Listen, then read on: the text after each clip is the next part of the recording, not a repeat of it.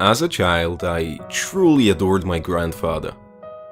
He was now a rare breed of man, a word spinner and brilliant storyteller, whose words would paint vivid images in your head, which would stay imprinted in your mind forevermore. And since I was an infant, his stories seemed magic to me. He told me of far-off places and paradises, cityscapes and great lakes, animals with exotic names which exploded on the tongue like spices. If I try to remember his good stories and close my eyes, I can remember the ideas I heard from him better than most memories I saw with my eyes. Even once from an age as young as that. That's how good he was.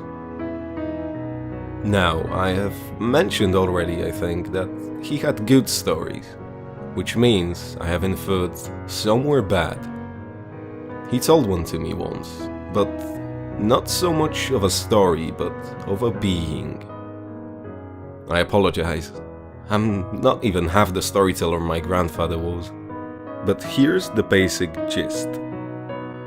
He told me, where he usually did, in front of that grand fireplace, the only thing which made his little house beautiful.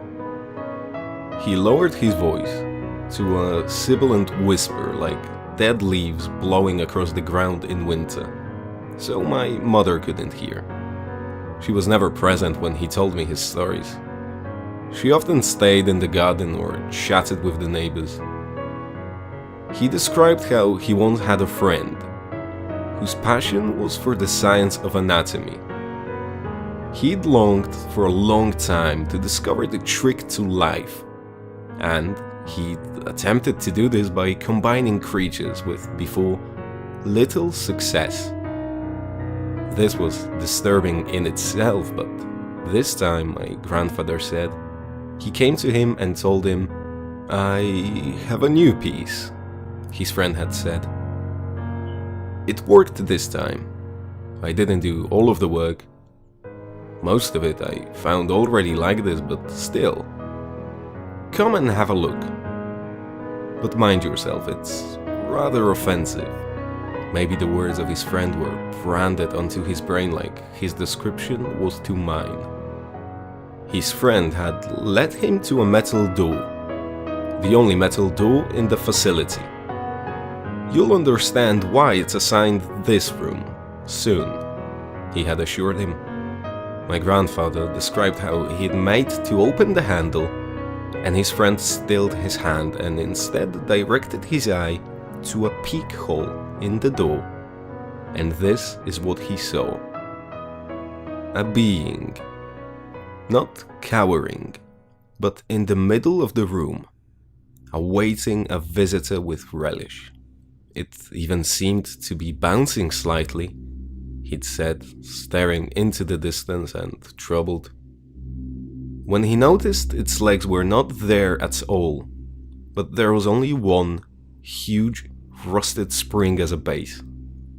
Like a monstrous zebedee, its whole torso was made from latticed, different hues of skin, sewn crudely together to cover him from groin to head. Its arms were springs, but less rusted and more slender, interlaced with what he perceived to be a network of nerves all the way to the end of its fingers, which were actually hooks, stained red. From rust or blood, he never knew. And its head. Oh, the images my mind created of this never left me. A pale ball, bulbous, not humanoid. A long mouth stretching from where ears would be on a human. But its black ears and eyes were only holes as big as nail heads and full of needles, like the ones used to pierce flesh or fabric in injections, or sewing protruding from an inch-thick pale pink gum which reflected the light where it reflected off the coating of saliva. The teeth were randomly and double-lined like a shark, he said, By now, I remember feeling petrified beyond panic, and my child's face must have reflected my feelings. I wonder now why he grimly continued. Maybe he was too thorough to simply leave a story unfinished. He told me how he had pulled away from the door and at that moment heard a noise like a caw combined with a squeak, like a damp cloth on a plate, followed by panting like a dog and noises like the springs of mattresses make. His friend had looked abashed for a moment, then said, "Sorry, you've excited dear little Coilscrew. He senses you." He quickened the pace of his tail now. I remember how he said now, suddenly the door started quaking as the Coilscrew began scratching at the door.